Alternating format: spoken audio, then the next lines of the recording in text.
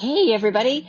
Welcome to the Tribe of Leaders podcast. I am your host, Emmy Kirshner, and this is the second full week of January 2020.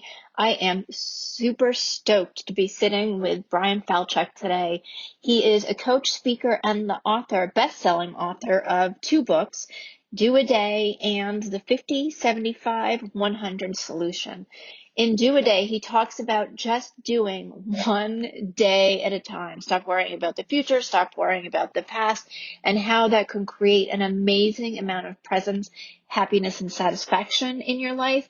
And then in the 50, 75, 100 solution, he talks about how to improve your relationships, your relationship with yourself and everyone around you, including those that can seem a little bit dysfunctional. And before we dive right in, do me a huge favor and leave a review and a rating wherever you're listening to this podcast so that we can help get this message to more people. And let's go. My name is Emmy Kirshner. I'm a serial entrepreneur and investor. The one thing that I get asked all the time is, how do you achieve success in business and make an impact?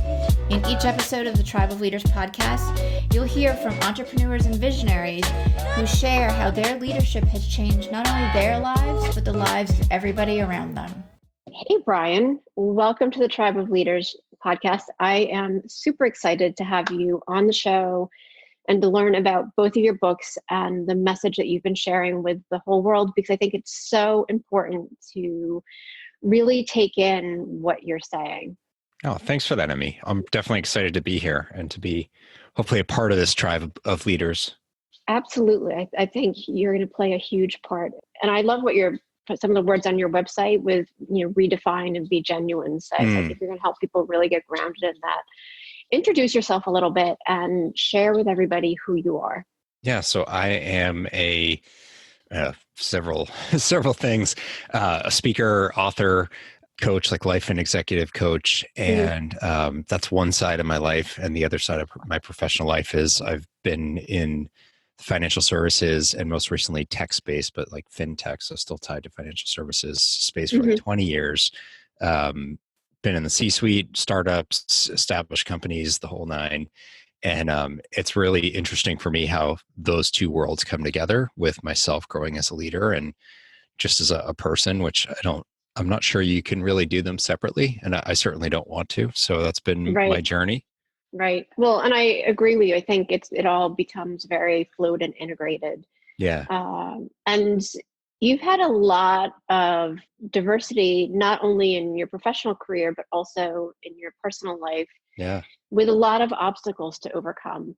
What have you learned from all of that? Yeah. So, I don't think I'm unique in this respect. And I don't like to get into comparisons of, he went through this, I didn't, or what I went through is worse or whatever. The reality is we all go through lots of stuff and it's unique and relevant and important in our context. And that's all that matters. And for me, I've had my whole journey that's had lots of ups and downs. And a big part of it is this consistent theme for me around anxiety and how I feel like the sky is always about to fall. And the fact that I'm still standing never seemed to matter enough, like for me to be like, wait, if I was right, why would I still be here? Because I should have died 20 times over, right? Right. And I think that's a big part of what I learned is not just some tangible things to manage the anxiety, because it's not that it goes away. It's just that it's not running my life anymore. And I know what it's about and I know how to pull myself back and make better choices. But, the other side of it for me is just kind of recognizing how much I deserve to live differently. And I think that's been the biggest learning for me. I never really valued myself enough or thought I was capable enough to think that A, I could get through it, and B, that I deserve to. Like I would do things for the sake of others. And I think a lot of us fall into this space when we're serving others and we have to be there for others. And, that's not a bad thing, but we do it to our own detriment, or we do it with a sense of martyrdom. And, neither of those things serves anybody. And I think that was one of the toughest things for me, is feeling like I'm giving so much of myself for the people around me and they don't seem to care, or they come down on me instead of seeing like, I'm just, I'm doing so much for them. Shouldn't that matter? And shouldn't you cut me some slack? And the reality is it just kept coming back to me not valuing myself enough. So I needed that from someone else. That's kind of been the biggest learning for me, is the idea of self-love. Which I think is so important. And I think I see it more in women, or more obvious in women, but I think men do it as well. Yeah. And I think they fake it. Like they fake that it's an issue. Right. And it comes out as insecurity in so many different ways. Yeah. And I think exactly what you were saying, where we get into this pattern of like our entire context and the place we're living from, that space is about doing it for other people and not really for ourselves. So then you're overgiving. Yeah. Yeah, that's very true. And then I think the anxiety of why aren't they appreciating me and why aren't they loving me comes right into that place also. And I think it's hard to change. So I'd love to know how you've kind of shifted so that you're not letting some of the anxiety run your life anymore. And, what is it that you've kind of done to recognize and have the self-love, self-care, so that you're really coming from a place of what you want and what you want to give? Yeah. So I think for me, the approach really comes together in a philosophy, and this is how I live my life. And it's what I talk about in my first book. And it's named the same name as the philosophy, which is just, I call it do a day. Right. And it's very different from one day at a time, which to me feels kind of like that's fine, but it's very passive. And it's sort of like, it's either passive in some situations, or it's like, just grit your teeth and get through it and you can make it through. I feel very energized here. Like, just do a day. Yeah. Like, that's exciting. It should for be me. energizing. Yeah. It's purposeful. And that's the difference, is it's not just about getting through and weathering the storm. It's about not having there be a storm in the first place, because you know where you're heading and you're doing what you need to do in this moment. And this is where the anxiety gets released. I had been living very much with, and all of us do really, or many of us do, this pain from the past. And whether that's something I experienced that I'm hurt by or traumatized by, something I've lost that I'm longing for, something I regret. I did this and I hold shame about that. You bring that into the present moment. And we make a lot of our decisions around that. And at the same time, and this is probably more where I really got stuck, was the future. And this is that sky is falling kind of idea, that like everything's about to go wrong and it's all going to fall on me. And it can happen with positive stuff too, where it's about anticipation. So you stop focusing on right now because you're just so, thinking about that big moment. It's like the night before your wedding kind of feeling, which could be positive or negative depending on your situation. But like, there's still a lot of intensity though. Yeah. So like you don't sleep. Yeah. And maybe you haven't figured out what it is or isn't, but it's all of your thoughts are on tomorrow and not about right now. And so what we end up doing when we live in yesterday or tomorrow is we give up today. And all of our decisions today are focused on some payback for the past. We have to teach that person a lesson who wronged us. And so every time we see them, we go after them, or we live with this anger right now because they have to pay a price for what they did. And guess what? Your anger is not really doing anything to them. It's just costing you your right now, your happiness in the moment. Or we do it with tomorrow, where, my constant fear of everything that was going to go wrong, that like, I can't get through this. Well, again, how do I know what I can and get through? Because I've been wrong every single time I've said that, or else I wouldn't still be standing. Like, at what point do you start to realize that and say, maybe I am more capable than I give myself credit for? And maybe if I have this present moment play out differently, or I'm present in a more meaningful way, maybe that eventuality won't come to pass, because I'll make better decisions and I'll execute better right now, so that thing I'm worried about never even, we don't lose our home. We don't, I don't get sick. I don't, whatever it is I'm worried about, because I've done better right now. Right. The shoe isn't gonna drop. Yeah. Yeah. So that's very much what Do a Day is about for me. And it was born from an unfortunate and very awakening moment. And my intention is for other people not to have to get kicked in the face to go through the process to learn. Sometimes, it can be really helpful. My wife, I will preface this by saying she's alive today, but in 2011, that was not what we expected. She has a chronic illness. It reared its head then, and heading into the summer, she wasn't expected to make it through, and her doctors gave up on her. And our son was 2 years old and had a front row seat to all this. And I was a complete mess, not just like sadness of the situation, but I was like Joe anxiety spiral. All the things I have to do, and I'm worried about what's going on with her, and I'm taking care of the house and trying to hold down a job to pay all the bills and take care of our son and I was just constantly freaking out. And, from her perspective, that's not very supportive. She wanted someone to just stand with her and hear her, and I didn't have time for that. And so I was much more dismissive, and, I'm the fixer. That's kind of who I am as a person. And I was in fixer mode, just do this, just do this. And it's like, wait, can you just sit with me for a minute? And I need to tell you about feeling scared right now. And like, we don't have time for that. You gotta like take this thing, or we gotta get this doctor's appointment, and that's not what she needed. And so I wasn't serving her. I certainly wasn't serving our son. And if I was the only parent he was going to have, his chance at happiness in the wake of losing his mom at such a definitional period in his life, he was not well positioned to have happiness in his life. And that at the time was enough for me to wake up. And so I faced a lot of what was going on. I felt extremely different. I mean, I can pinpoint the exact moment where things shifted. What took me another 6 years to realize is that I also deserve better. And that was the self-love journey that's probably the hardest thing that I go through, is these ups and downs of whether I value myself and respect myself and believe in myself enough to think that I will handle what's coming. So that's the journey I've been on. What's changed most for you over the last 6 years as you're doing this work? Yeah, I mean, I definitely have been a lot more able to have perspective instead of getting caught.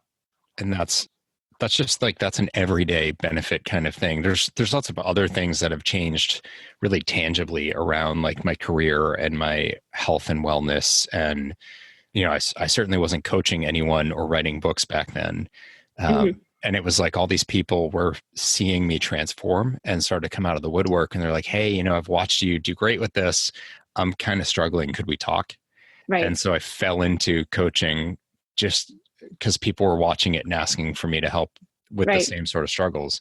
That's not something I certainly wouldn't have been qualified to do before, but it ever would have crossed my mind. It's like, who am I to talk to? I mean, self-love, right? Who am I is a very unloving kind of way to start a sentence, but who am I to help them? Because I'm such a mess myself. Right.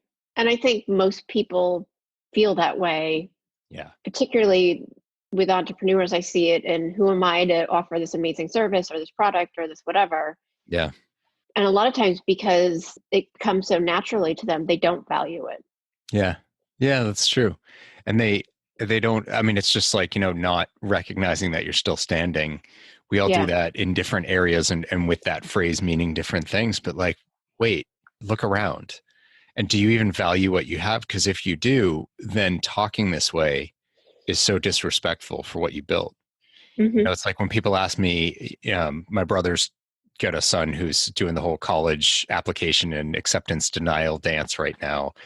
And, I gave him some feedback from my experience decades ago, but that, I didn't get into my first choice because he didn't get into his. And thank God I didn't. Because the person who decided that was my top pick was a very different person than ended up going to school, then graduated, et cetera. And like, that wouldn't have been the right fit for me. Right. But I didn't realize that at the time. And luckily he's already come to realize that. So it's him saying like, as I've gotten further down the path, like, I'm so glad I didn't get in there. That wasn't the right place. But, when you're in the throes of it. Yeah. And there's a lot of pressure. Yeah. And then it's like, well, I didn't go to my first choice, and someone asked me like in the same context, do you wish you had? And I was like, well, I love my son. And they're like, what do you mean? I'm like, well, if I didn't go to the school I went to, I wouldn't have had this happen in my career. Probably. I probably wouldn't have gone to this business school, which is where I met my wife, which is why my son exists.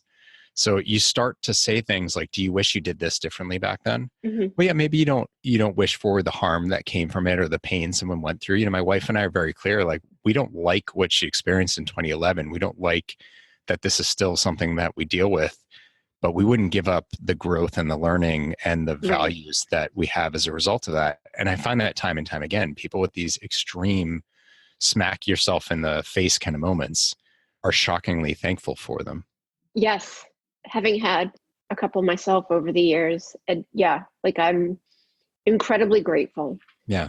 And like getting divorced being the biggest one, Yeah. where I would rather not be divorced, but it's been the catalyst for everything else. Yeah.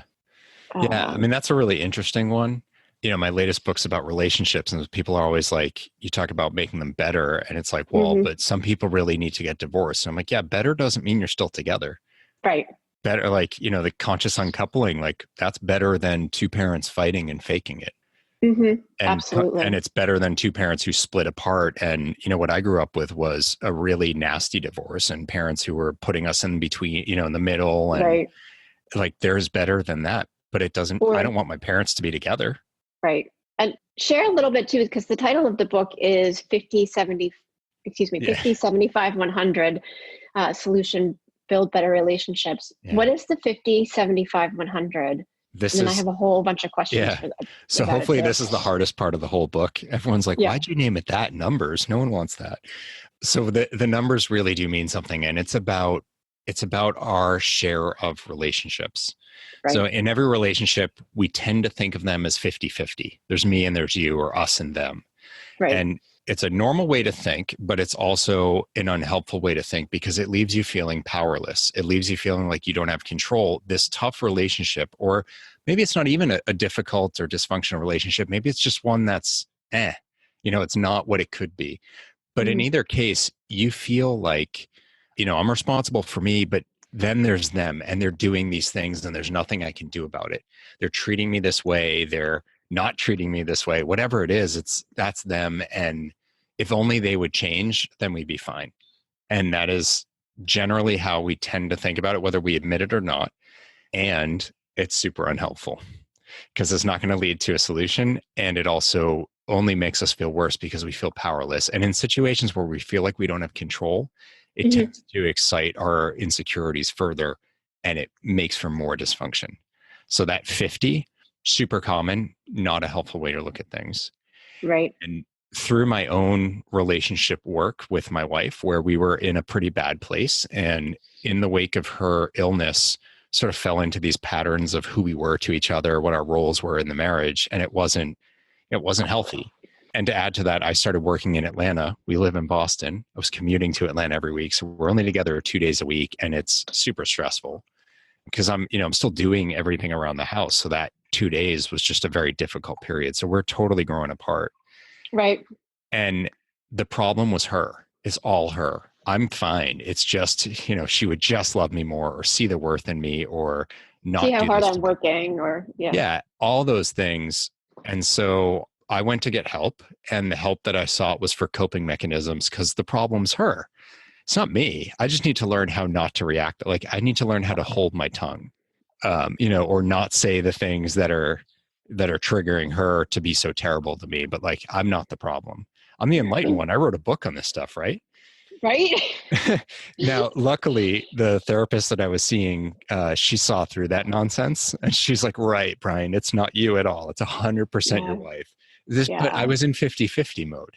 Right. And luckily, in seeing through that, she saw a path to speak to the part of me that was closed off, and that was sharing some Buddhist philosophies with me. And I read this book called Open Heart, Clear Mind, which is the most beautiful thing I've ever read. And it taught me a number of things very quickly that just completely widened my eyes in the same sort of way that this moment when my wife's doctor told me there's nothing else to do, that was this wake up for me. Reading this book was like that. Right. And so I'm not good at promoting my own book, but like, this is the book when people are like, what should I read? One of yours? I'm like, no, you got to read Open Heart, Clear Mind. Yes, and yes, and then here's 2 others you can grab. So what really hit the nail on the head for me was the idea that it's called happiness seeking, and it's the idea that we all ultimately just seek to be happy. We don't, like, my wife doesn't just seek to be mean to me. There's actually, like, believe it or not, that's not her intention when she wakes up in the morning. It's whatever it is that she wants in her life. And sometimes she may feel like I stand in the way of that, or I'm a challenge to that. And so she reacts. Right. And sometimes I lose sight of my own happiness. So like, is what I really want right now to explain to her why she's wrong? Or do I want her to love me and see the value in me and, for us to be happy together? Yet I lose sight of that, and I start reacting and explaining to her why, her view on me is wrong, or what she's thinking is wrong. And like, this is not a recipe for success. So what I realized is the 50 versus the 75. What this is like, I control me. I own that. That's my responsibility. I'm split in half inside. Part of me is my active choices of how I'm acting. Like, irrespective of anything else going on, it's what I put out into the world. The other half of me is how I'm reacting to my environment. And in a dysfunctional relationship, it's how you're reacting to that other person. It's how I'm responding to what my wife's saying and doing. And a lot of us feel like that's not under our control. It's like they made fun of me, they hit me, they did this, they did that. I had no choice. I had to defend myself, or I had to bite back. Well, it may be hard, but you do have a choice. Right. And so like, people begrudgingly will be like, oh yeah, that's true. I get it, but it's hard. Like, yes, but you own you. The thing is, that same action reaction dynamic is going on in them, which means half of them is a reaction to you. And this is where the 75 comes from. You own your half, but you also have control and influence over half of them, or at least sway. Right. And when I recognized that, I was like, yeah, my wife's reacting to me. So what if I was different? What if I gave her a different version of me to react to? Now it's not 50-50. It's 50 plus another 25% of the whole. I have control or influence over 3/4 of this problem. So it went from me feeling like the problem's all her to, I don't care who the problem is. I have the power to move it to better. And that was this like eye-opening moment for me that felt incredibly freeing and empowering and inspiring. And it started, in terms of how to do it, it starts with this notion of happiness seeking. Is I have to get to that level where we're talking about our happiness and where I'm appealing to that in her, not trying to explain to her why whatever feelings she's got inside are wrong. Just like I don't like when she's doing that to me. Did you notice too, like as you started taking ownership of like the whole 75%, that your relationship started to change, even if you weren't having like lengthy conversations about what you were doing differently? Yeah, well, and it's kind of the opposite. So yes, I noticed that. And the only conversations about what I was doing was to put me down. It's like, okay, Mr. Buddhist, why don't you like, so, she was, because it's like you've said you're changing before and you didn't. So she was very skeptical, rightfully so. And again, I normally would have been like, no, you don't understand. This time's different and this and that, like not helpful. But I just went back to, what do we really want here? We both want the same thing. And that's for us to be happier, for this marriage to work better, whether we're together or not. And so for me to start countering her putting me down or being like, you're really mean, why are you making fun of me? None of that actually helps us be happier.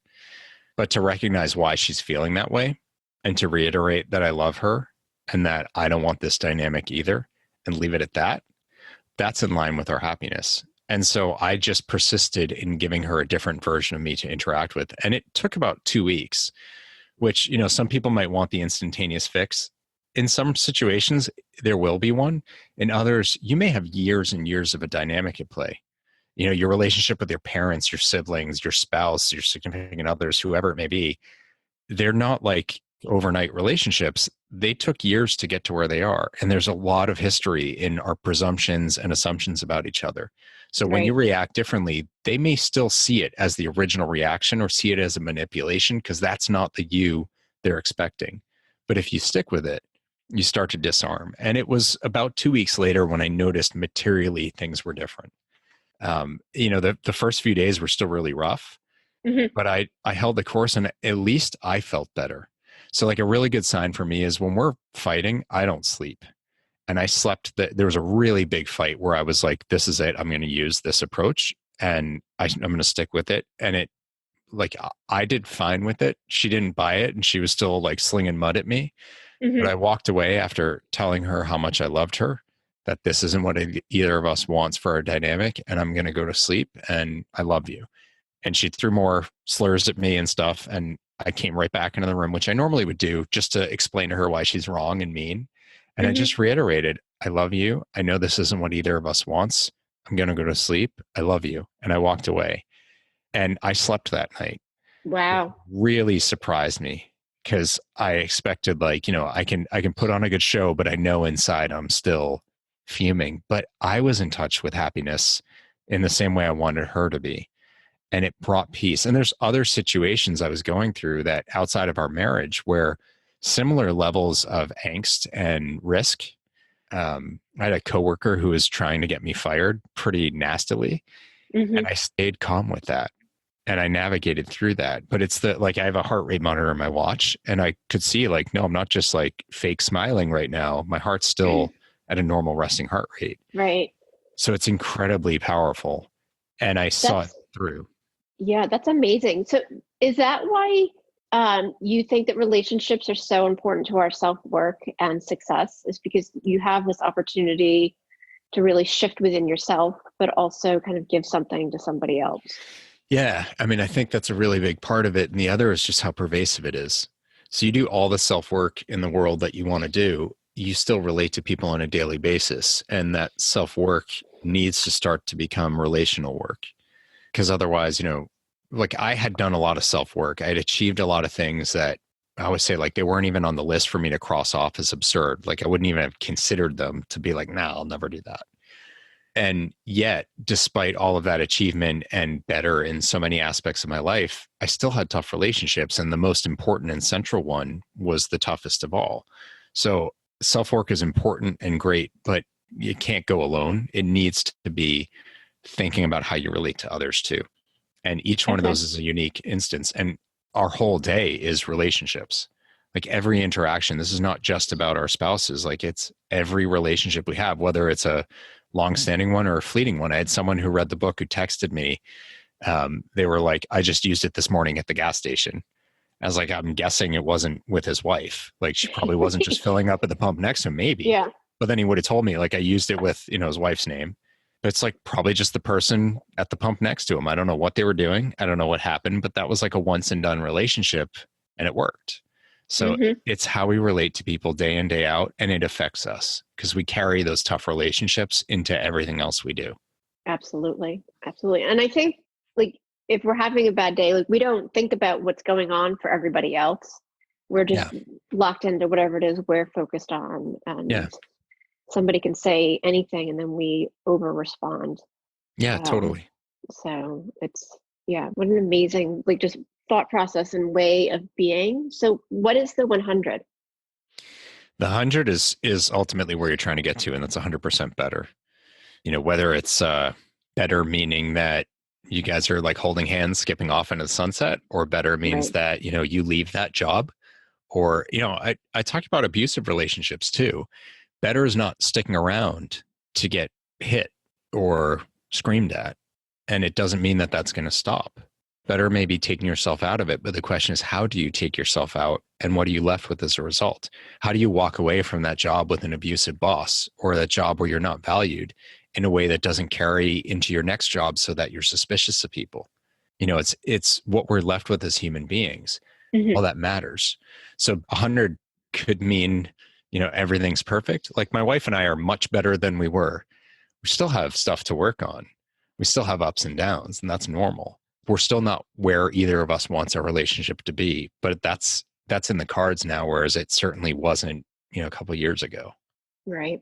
So it's not about mastering, it's more about really honoring the growth and continuing to do the work. Yeah. Yeah, exactly. And I mean, I think that's a general rule for life, is the idea that you do it and you're done. Well, yes, when you die, but until then, like we're not done. And if you really think about it, I know that sounds easier, but is that really what you want for your life? Personally, I would like to keep growing and experiencing new things. And I change as a person, as we all do. So what worked for me before may not still work, or at least may need more adaptation to the new situations I find myself in. Right.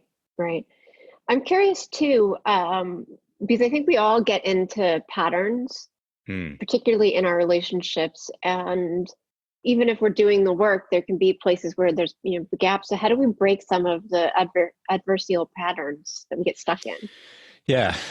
This is where reflection has served me really well. And reflection on what? It's on this happiness seeking idea. So, it's not enough to just think about the other person's happiness. It's also really important to think about yours and what you really, really want. And that's where I found my ability to change my patterns. Focusing on their happiness just allows me to see what I should do in relation to them. But how do I actually get myself to sleep tonight or not have my heart rate spike? That has to do with me being centered on what ultimately matters to me. I feel bad for anyone who's heard me on multiple podcasts because I always use the same scenario, but it's a really good example to illustrate the whole thing. But it's getting cut off in traffic. Oh, yeah. I was going to say repetition is, I think, the best form of learning. So excellent. It's not that I'm not creative and can't come up with other ideas. Getting cut off in traffic, like we've all been there. The natural response is to get worked up, maybe to scream even though they can't hear you, or maybe, one of the fingers on your hand rises up while the others stay down. Like there's any number of responses. And often people will then try to get back at them. Like, oh, I'm going to get back. I'm going to get in front of you. Yeah. That's the kind of response base that doesn't help. And in that particular scenario, it's really helpful to remember that person didn't get on the highway looking for your car and like, oh, where's this car? I'm going to get in front of it. They got on the highway to get where they're going, which is exactly the same as you. And they want to get there, as quickly as they can. And like you said, we don't know what they're going through. So maybe, they've just gotten some really bad news and they're trying to rush home to be with their family. Maybe, any number of things. But to presume that it's about you and just being mean to you, that's not right. And then you need to ask yourself, well, what's my happiness? Like that might help me feel less attacked, but how do I then change my patterns of response? If I remember my happiness today is to get home as quickly as I can or to get to my destination. If I get all worked up and start screaming at them, that has nothing to do with my happiness. That just kind of ruins my day. Right. Maybe I lose my voice. And if I try to cut them off in response to teach them a lesson, then what's going to happen? Well, I may or may not be able to do it. So I may not get any closer to my destination. I may not get back on track to getting where I want it to go. And what's the cost really? What am I 10 seconds later than I was before, if that? But also, what if we get in a car accident? Or what if I anger someone else who they then respond poorly and they try to cut me off and maybe I'll end up further back. Maybe the person slams on their brakes and drives super slow and I'm boxed in and I get there even later. None of these things is aligned with my happiness. So if I really care about what I think I care about, what my ultimate happiness is, I'm not going to respond that way. And that's the part that helps me. My happiness is not to explain to my wife why she's wrong. My happiness is for us to be together and to be happy and to not be fighting. So explaining this to her right now, A, is not going to change her mind. So that's not going to get us closer to anything. And B, ultimately is just going to make her angrier, which takes me further away from my happiness. So if I can key into what I really care about, it'll stop my pattern of response. I find too, and I think the traffic is such a great analogy because you end up expending all of this energy and it's exhausting over nothing. Yeah. Yeah. And why not put that energy into something? It's we tend to lose sight of we fixate on one path and we think the other one's going to be so much harder. They both take energy. With marriage, we just need to split up and that would be so much easier. Well, divorce isn't easy either. So don't think it's effort versus not. That's not what the comparison needs to be about. Every path we choose takes energy. So don't presume that one of them is, nothing and the other is so hard. Really stop and reflect. It's the first time you take a shortcut that someone gives you, unless it's half the time, we tend to feel like it's taking us longer. And it's just because it's unfamiliar and it's something different and our mind's working on it. But actually, it took less effort and less time. We just didn't appreciate that. We misread the situation. So just have some flexibility in how you evaluate things. I love it. I love it. So in addition to buying both of your books, what is... And Open Heart, Clear Mind. There you go. So all three books. What is one just piece of advice that you would give somebody who's starting their journey to be more present and who wants to build better relationships? Yeah. So this is a really interesting one that I got into someone recently talking about meditation, where when people meditate, they often start having other thoughts come into their mind, and then they just like try to shut it down, and they judge themselves for it. Actually, that's not really the best way to go about it. It's to recognize that you have that thought, not pass judgment on it, but park it to come back to you later, because you need to reflect on why it came up. I think in the whole self-love notion, the same advice applies. If you find yourself with that little voice inside shaming you, judging you, telling you that you're not good enough, it's not to get tough on that voice. It's to recognize that it's there and come back to it later. Say, okay, Right. I'm obviously, I'm looking at myself a certain way in this. There's a reason for that, and I need to explore that. But it's not to shame yourself for shaming yourself. That's Right. not serving it. That's just doing more of the same. Thank you. I think that's so perfect, particularly at this time of year, at the beginning of 2020. And I think everybody's starting, their goals and their New Year's resolutions. And at some point, most people fall off. Mm-hmm. And I think having that advice is going to be really helpful. Yeah. Yeah. It's so much easier to just start again than it is to continue beating yourself up. Yeah. I mean, and that's the whole notion of do a day. Like whether you did it well or not yesterday is not relevant, because today is a new day. Right. And so every day you have an opportunity. It's not like you get a free pass to just never do anything. It's kind of the opposite. It doesn't matter if you failed, and it doesn't matter if you overdid it, so you get the day off. Today is your day to make a decision about where you're going to go relative to your goals, and you can always do whatever is in your power in this moment. It doesn't matter whether you've done it before or how many more times you have to do it tomorrow. None of that's happening, so don't worry about that today. It's awesome. It's awesome. Share with everybody where they can connect with you and where they can find you. Yeah, so you can get everything I've got going on at bryanfalchuk.com. So it's BRYANFALCHUK.com. And I'm also at Bryan Falchuk on lots of social media. Not some of the newer ones. I'm too old for that. Like, I don't understand TikTok, but I don't either. Instagram, Twitter, LinkedIn, Yeah. Facebook. Yeah, I'm All all over the the place. regular Yeah. And my books are originals. everywhere. They're in every format from every seller. So should be really easy to find. But I link to all that at bryanfalchuk.com. Awesome. And you are offering $4 off on both of your books on your website. Yes, for friends and family, or for just anyone. But the just enter the code F and F, all one word. Spell out the word and F, friends and family. And you get $4 off. And you can, that includes the empowerment power packs of both of my books, and I will sign them for you. And I do more than just sign. I actually write a message to people. I put some time and thought into it, so I care. Wow, that's amazing. And what an amazing gift to receive too. So thank you. Thank you. I really appreciate that. I have loved having you on the show today. I think this is going to be so helpful to all of our listeners. So thank you, Emmy. I appreciate it. It's been great to be on and to share with everyone. I hope it's been valuable for them. Oh, definitely. Definitely. And for everybody listening, we will see you next week.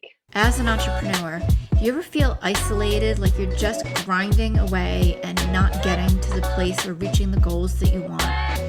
Maybe you've realized that you just spent days, weeks, or even months trying to accomplish something only to figure out that the answer that you have would have saved you all of that time. I know I've had that experience, and my clients have as well. And that's why I created the Tribe of Leaders Biz School. Get the accountability, the training, and the knowledge base in a community of like-minded people who are there to support you. Go ahead and check it out. It's thetribeofleaders.com.